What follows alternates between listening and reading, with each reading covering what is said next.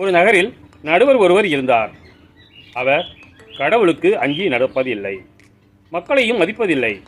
அந்நகரில் கைம்பன் ஒருவரும் இருந்தார்.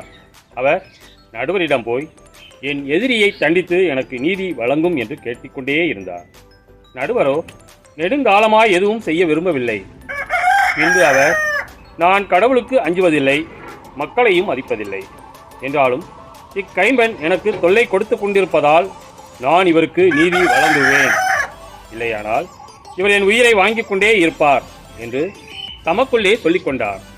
பின் ஆண்டவர் அவரிடம், நேர்மையற்ற நடுவரே இப்படி சொன்னார் என்றால், தாம் தேர்ந்து கொண்டவர்கள் அல்லும் பகலும் தம்மை நோக்கி கூக்கிரலிடும் போது கடவுள் அவர்களுக்கு நீதி வழங்காமல் இருப்பாரா? அவர்களுக்கு துணை செய்ய காலம் தாழ்த்துவாரா? விரைவில் அவர்களுக்கு நீதி வழங்குவார் என நான் உங்களுக்கு சொல்கிறேன். ஆயினும் மானிட மகன் வரும்போது மண்ணுலகில் நம்பிக்கையை காண்பாரோ என்றார். கிறிஸ்துவின் நற்செய்தி.